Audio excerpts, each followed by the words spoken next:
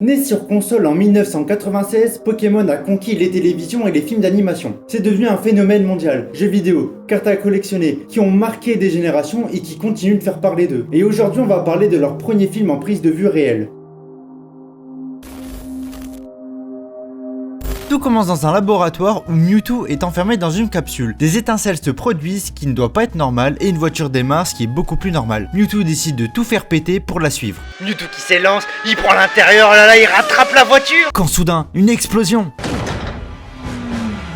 Aïe putain, je t'avais dit qu'on est trop proche. Sans transition, on a le droit à des plans où on voit des Pokémon sauvages se balader, et c'est beau. Désolé, je suis un peu confus, parce que j'ai dû mettre dans la même phrase les mots Pokémon et beau. Ça fait tout drôle, hein. Revenons au film où deux adolescents sont en quête pour attraper un osselet. Bon, en réalité c'est Jack qui a menti en disant qu'il voulait un osselet, mais c'était pour ramener Tim car il a toujours pas de Pokémon. Et Osselet est le Pokémon parfait pour lui car il est solitaire. T'as d'autres vérités blessantes à me balancer à la tronche? C'est pas blessant d'être solitaire. Et n'oublie pas, t'as pas besoin d'avoir du talent pour attraper un Pokémon. Ok, là c'est blessant. Contrairement au jeu, ici il ne faut pas affaiblir le Pokémon pour le capturer. Il faut lui donner envie d'être son partenaire. Pas tout le monde qui peut avoir l'air cool avec le crâne d'un parent mort sur la tête, mais toi, t'as la grande classe. Sans surprise, ça n'a pas plu à Osselet qui est un peu grognon. Jack lui propose de lancer de la Pokéball, ce qu'il fait comme un bon toutou. Très excité, il court vers la Pokéball pour voir sa capture, mais voyant qu'il n'y a pas de lumière verte pour la confirmer, il reste à côté comme un mec pas très intelligent. Osselet est furax et lance donc son os. C'est son attaque Oswang. Oh non, me dis pas que c'est un... Je suis un ex-épée. C'est aussi l'attaque signature d'Osselet et d'Ossatueur. Ok, Osselet utilise son attaque Osmorang. Ce qui fait exploser le sol et propulse Tim par terre. Je l'ai bien baisé. Il rentre bredouille et Jacques s'inquiète pour Tim car tout le monde essaie de devenir dresseur mais pas lui qui préfère avoir son travail dans les assurances. Et ça devrait pas être l'inverse la situation. Celui qui a un emploi stable, qui raisonne son pote qui veut devenir dresseur Pokémon, un métier où les revenus se font en fonction des victoires et si tu perds tu te fais racketter. Tu dis plus ça. Ok, je vais enchaîner. Donc Tim a 5 nouveaux messages sur son téléphone avec sa superbe coque Nintendo Switch. Bonjour, c'est la police de Rhyme City, il y a eu un accident. C'est la police de Rhyme City qui cherche à me joindre. Il y a eu un accident. Il part donc à Rhyme City. Pour cela, il prend le train et croise un excellent moche. Oh, y a pas d'autre terme, il est vraiment dégueulasse. Il lui lèche le visage gratuitement, puis une vidéo de présentation se lance sur les écrans. On y apprend que depuis le début de l'humanité, les Pokémon existaient déjà et nous les humains, on les réduisait en esclavage pour nos propres intérêts. De cette relation sont nés les combats Pokémon. Mais un homme a changé la donne. Professeur Chen! Howard Clifford. Merde! Howard est le fondateur et le PDG de Clifford Industries. Il est atteint d'une maladie dégénérative et il est à la quête d'un remède. Pour lui, les Pokémon peuvent l'aider à le trouver. Nous allons enfin voir Rhyme City, une ville où les Pokémon vivent en harmonie avec les humains. Sans combat, sans dresseur et sans Pokéball. Donc à Rhyme City, il y a un Golémastoc ici et un cinéma là, des guérillons de partout et un palace de la peuve juste là, un guerriègle Uber Eats ainsi qu'un macogneur agent de la circulation et des pans d'espiègles ici, ici, ici et du bambou là. Merde. Il arrive au commissariat où un snubule le fixe. Sur style français, waf! Le commandant Yoshida vante les mérites de son père et que sa perte et celle de son partenaire le Pokémon fut tragique. Tim s'en fout et veut juste les clés de l'appart et l'adresse pour récupérer les affaires. Avant de partir, le commandant lui dit que son père pensait à lui tous les jours et qu'il l'aimait plus que tout. Oh là là, mais je m'en branle. Allez, sois poli. Eh bien, c'était un plaisir de vous rencontrer. Il arrive à l'immeuble mais le concierge dort, il va donc voir la boîte aux lettres qui est remplie de courriers et se fait gang par Psycho Quack. Il s'énerve dessus quand son dresseur arrive. Il est avec moi. Et là je vais passer un moment sur ce personnage parce qu'elle parle beaucoup. J'attendais de voir qui allait ouvrir cette boîte aux lettres. Ah, y a quelqu'un.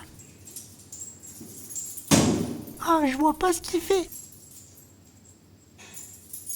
Il a jamais ouvert de boîte aux lettres ou quoi, il est long. Ah non, c'est pas la bonne. Ça va être long cette journée. Ensuite elle dit ça. Mais j'ai pas peur de la peur. Je pense ce que je dis et je dis ce que je pense. Moi, je marche droit, même quand le chemin il est pas droit. Moi, quand je tombe, c'est le sol qui a mal. Je sais pas comment mais Tim tombe amoureux de ce truc sans cervelle. Lucy Stevens. Corentina, ça serve là. Elle dit qu'elle est reporter pour CNN, Tim remet en cause sa parole parce qu'elle paraît jeune, elle assume qu'elle a menti, elle travaille pour leur blog, elle fait les top 10 des Pokémon les plus mignons. Ah c'est marrant, je connais quelqu'un qui fait aussi des top 10. Top 10 Aquali, elle a des superbes capacités qui ont une bonne compatibilité, voilà, je suis tout émoustillé, compatibilité, pardon, avec les humains, en plus d'avoir un sourire de coquinou. Top 9, garde-voir. Non mais regardez-moi, ces formes hyper féminines, elle est hyper sexy. Attends, c'est sur quoi ton classement? Bah, c'est sur les Pokémon les plus sexy. Jonathan, je veux plus t'entendre. On va accélérer un petit peu, donc en gros elle trouve ça bizarre que son père, mais elle sait pas encore que c'est son père, soit mort d'un accident de voiture. Il arrive enfin dans l'appartement, fouille un petit peu et trouve une fiole bizarre avec un contenu bizarre, du coup il l'ouvre. Il agite le flacon par la fenêtre comme si c'était un fumigène et les capumains respirent la fumée. Il continue le room tour et trouve une lettre que son père voulait lui envoyer pour son anniversaire, ainsi qu'un billet de train pour qu'il vienne. Il retrouve sa chambre d'enfant et part dans un souvenir un peu flou. Et les souvenirs mystérieux où on comprend pas tout de suite ce qui se passe, c'est super relou, surtout quand on résume un film. Donc je vais tout dire maintenant. Il devait aller voir le championnat de Sinnoh XXIV, mais sa grand-mère lui dit que non, il y a un imprévu. Du coup, il fait du caca-boudin. Et l'imprévu, c'était que sa mère est à l'hôpital, on ne sait pas pourquoi, et elle est morte. Voilà comment mettre une bonne ambiance. Tim entend du bruit, il va donc voir armé d'une agrafeuse. J'ai dû me fouler un truc. Il continue d'avancer et tombe sur un Pikachu. C'est un Pikachu. Allez, c'est parti. Un Pikachu qui parle, ok.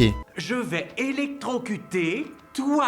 Tim fait le choquer parce que Pikachu parle alors que c'est la 3e fois qu'il parle, mais on va passer tout ça sous silence. Oh, y'a un truc qui est passé sous moi là, non? Car des capumains énervés viennent dans l'appartement. Ils décident d'aller sur les toits, mais les capumains les suivent. Pour les semer, ils prennent le toboggan qu'il y a sur les chantiers, mais les capumains volent le pantalon de Tim.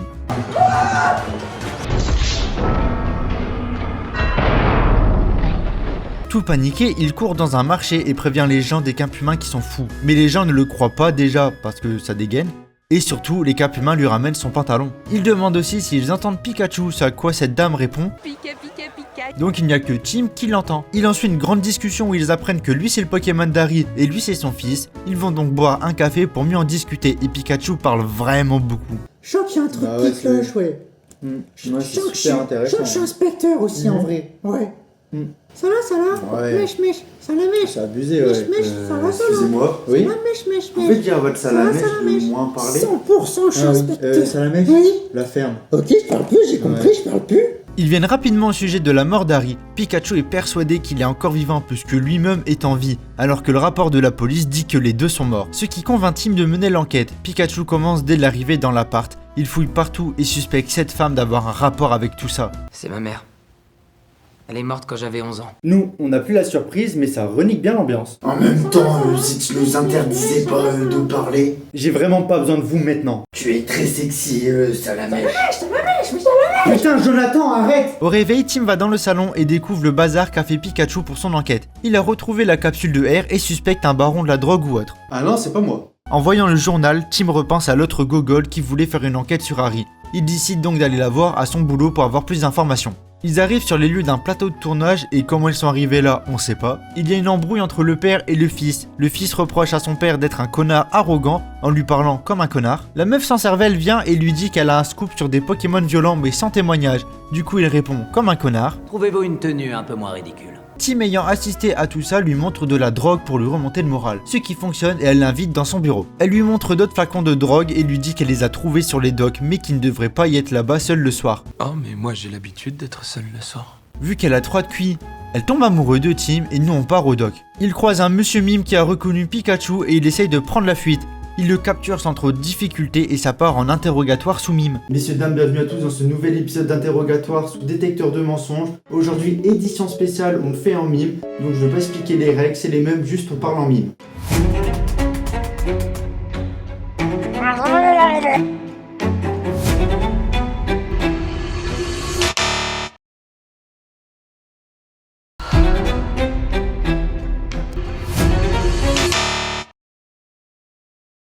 Et l'interrogatoire est à base de je fais semblant de te foutre de l'essence dessus et je fais semblant de te cramer la gueule. Tout ça pour que monsieur mime craque et ils disent en mime, un truc j'ai rien compris. Ces mimes là sont censés dire la rotonde. Ils y vont donc et à la rotonde il se passe des combats Pokémon clandestins. Petite publicité mensongère là.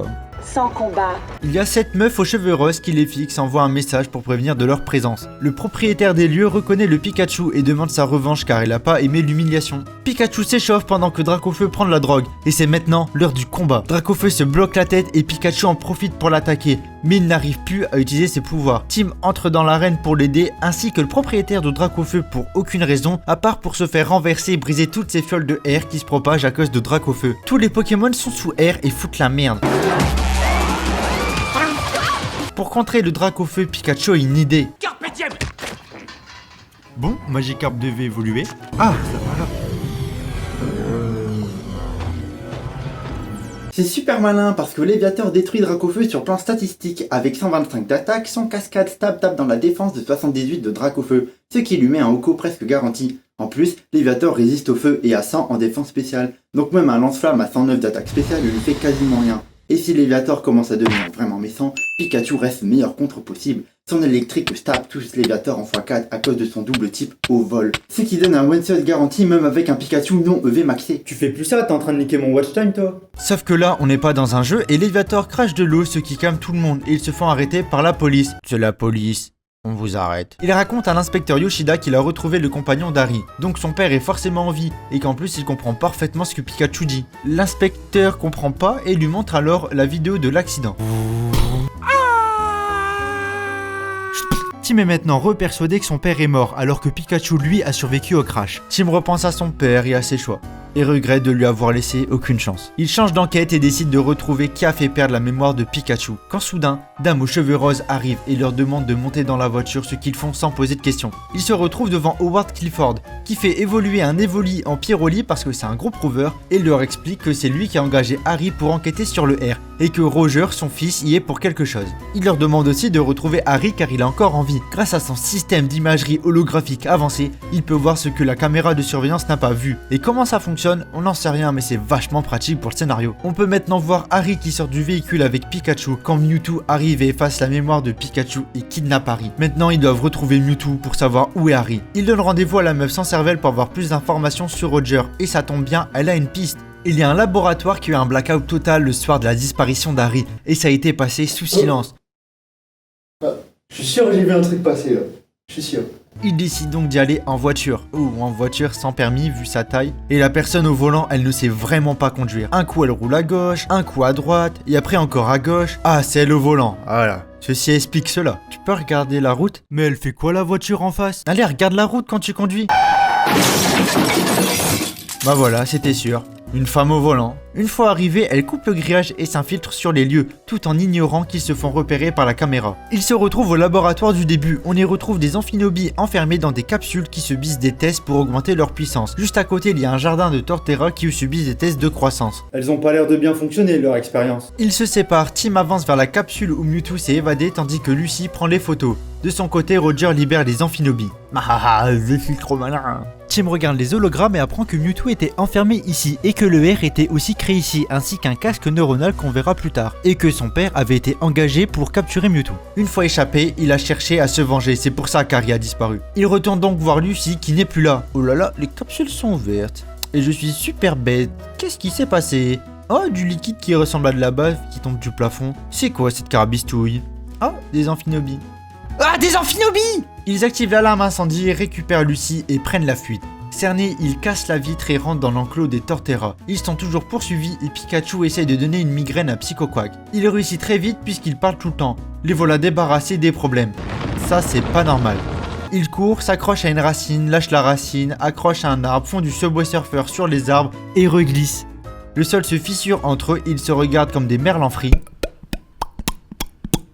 Tim est encerclé de couler debout et décide de sauter pour rejoindre Lucy. Mort, là il est mort. Apparemment non, du coup ils se regardent de façon très niaise quand soudain pupille. Et en fait ils sont dans le jardin des Torterra. Du coup leur expérience fonctionne vraiment. Ça fait un plan très stylé, mais c'est pas très logique. Ah là, je me balade. Bah y a une chaîne de montagne ici maintenant. Ouais, j'ai pas dû faire attention. Pikachu se prend un petit caillou dans l'abdomen et ils finissent tous à l'eau. Ils sortent de l'eau et Tim se précipite car... Apparemment c'est plus grave que prévu, Pikachu est inconscient, mis KO par un caillou, la honte. C'est parce que le type roche est super efficace sur le type électrique. Mon watch time. Il agresse alors un Bulbizarre. Viens par là! Il lui demande de l'aide et de l'amener à un Pokémon guérisseur. Il revient avec plein de copains Bulbizarre pour l'emmener voir le guérisseur, mais Lucy n'est pas autorisée à venir. Tous les Pokémon de la forêt le guident, il doit poser Pikachu sur ce rocher, quand soudain Mewtwo vient. Il soigne Pikachu et le remercie de lui avoir ramené le fils. Vu qu'ils sont perdus, il leur montre des bouts du film. Où on revoit Mewtwo dans la capsule et Pikachu qui fait court-circuiter les machines, ce qui explique comment il a réussi à s'enfuir. Ensuite, on revoit Mewtwo au niveau de l'accident qui dit que Pikachu a fait ce qu'il fallait et que l'humanité est méchante. Et ça s'arrête d'un coup car Roger capture Mewtwo. Pikachu fait la tête et préfère s'isoler parce qu'il a trahi Harry et il ne veut pas trahir Tim. Il rentre à Rhyme City sans Pikachu où les gens préparent la Parade Day pour célébrer l'union entre Pokémon et humains. Tim va voir Howard pendant que Lucy vole un badge de journaliste pour passer son scoop. Pikachu de son côté lui chante le générique de Pokémon en pleurant. C'est notre histoire, ensemble pour la victoire. Ça me rappelle les souvenirs. Le monde change tout autour de nous. Trop d'émotion pour moi. Le monde change, c'était bien flou.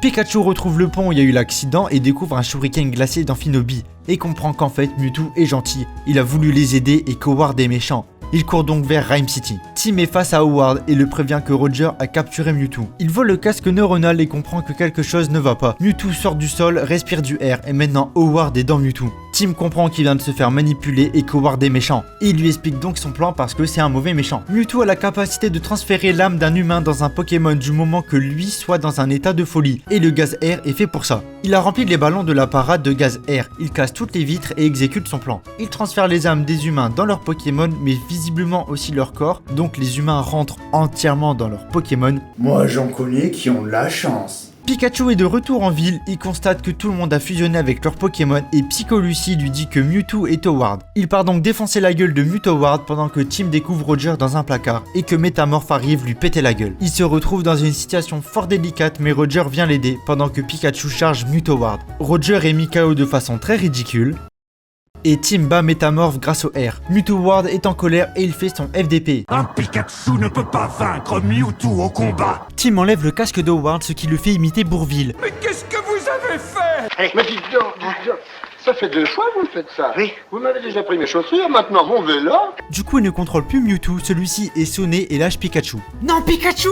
Pikachu, il va mourir, non! Non, Pikachu, non! Et bien sûr que non. Mewtwo le sauve et Tim nous a caché ses talents de téléportation qui auraient pu nous être bien utiles avant. Mewtwo repousse le R hors de la ville et désassemble les gens de leurs Pokémon. Roger Clifford, qui va apparemment beaucoup mieux, embauche Lucy. Il veut qu'elle fasse un reportage pour ce soir en prime time de toute l'enquête, mais elle doit finir par une phrase positive du style « Roger Clifford jure solennellement de réparer tous les torts que son père a causés, et ce, en commençant par soigner les Pokémon qui ont souffert. » Vu qu'elle a 3 de QI, elle est super contente alors qu'on vient de lui donner une charge de boulot monstre dans un court délai et propose un date à Tim, puis s'en va pour commencer son nouveau taf. Mewtwo vient et comme il a promis, il va rendre Harry. Mais avant ça, flashback. On se retrouve encore une fois à l'accident et Mewtwo dit pour simplifier les humains sont méchants, mais pas tous, je vais les aider. Pikachu offre son corps pour l'âme d'Harry, moi je garde le corps bien au chaud. Ah, et ramène le fils aussi, sinon je pourrais pas faire revenir Harry parce que c'est comme ça. Allez, bisous. Il extrait donc l'âme de son père. Transition écran blanc parce qu'on a plus de budget pour les FX. On revoit Tim assis sur un banc. Pikachu et son père viennent lui dire au revoir. Il reprend le train. Après un câlinou, il hésite. Il demande s'il peut rester un peu plus longtemps ici. Peut-être pour profiter de son père, mais surtout parce qu'il a un date. Et c'est la fin de Détective Pikachu. Le film est étonnamment bien noté sur Allociné, il a 3,5 étoiles. Sur Google, je n'ai pas trouvé sa note. Par contre, sur Sens Critique, il a 5,8. Je trouve que les gens ont été gentils avec ce film. Il a été bien reçu et bien noté, que ce soit par des enfants, des fans ou juste des gens qui ont grandi avec Pokémon. Le film nous présente des Pokémon avec enfin de la texture, donc on a des écailles, de la fourrure. Je trouve ça génial et en plus les effets spéciaux sont vraiment bien faits. Les Pokémon rendent bien et sont vraiment stylés. Même si Excellang est dégueulasse, c'est pas pour autant qu'il est raté, c'est juste le Pokémon, bah il est moche. Ensuite, second point fort, l'incrustation des Pokémon dans la vie humaine. Contrairement au jeu, ici les Pokémon sont actifs. Arco est accroché aux vitres, il y a un Ramboom, un Gesson et un Guerrier Gluberite. Plein de détails qui rendent crédible cet univers et je suis même déçu qu'ils aient pas poussé le truc encore plus loin. Avec des gens qui ont la phobie des minigales, des pois chichons qui chient partout, ou un Skitty qui se lèche le balcon. Ok, j'ai pas donné les meilleurs exemples mais je suis sûr que vous avez compris l'idée. Maintenant je vais parler des défauts du film. Déjà, son histoire. C'est du déjà vu et revu. Tout est prévisible et ça sent le impi-head d'un plané. Mais ça c'est pas le pire. Le pire, c'est vraiment ses personnages, avec ses dialogues vides. Mais j'ai pas peur de la peur. Et le pire, c'est Pikachu. Il parle tout le temps. Du coup, les gens entendent à longueur de journée Pika Pika et personne réagit, ce qui nique l'immersion. Et en plus, il parle tout le temps pour dire de la merde. Tout ce que j'entends, c'est des sons, et tout ce que je vois, c'est des tétons. Au moins, quand on n'a pas de père, c'est plus cool pépère. Tu vas arrêter de singerie, espèce de singerie. Ah, c'est marrant, singerie, parce que c'est un singe.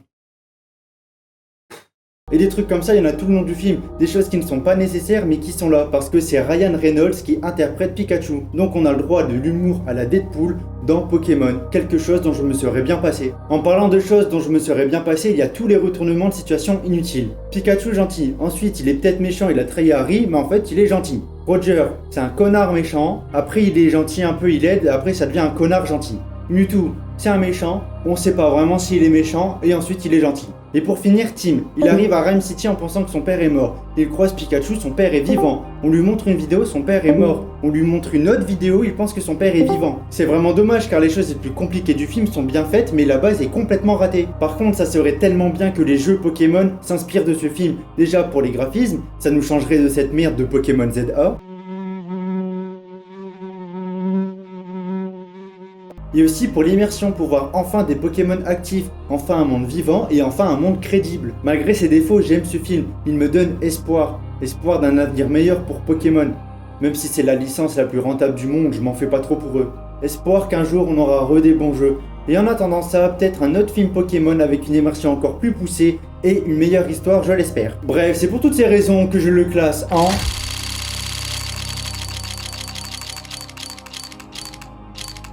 Je m'endors pas. Jonathan? Oui. Petite question, c'est quoi le reste de ton classement là? Ah bah je suis content que tu demandes. Alors en fait, il y a Loquepin en top 7, puisque bah elle a des superbes formes féminines. Ah oui, et le top 1, ça serait qui genre? Bah c'est Métamorphe, hein, le top 1. Comme ça, je la transforme en rouge de Sonic. Et là, j'en parle plus, hein, toute la nuit ça charbonne. Ah ouais, ok.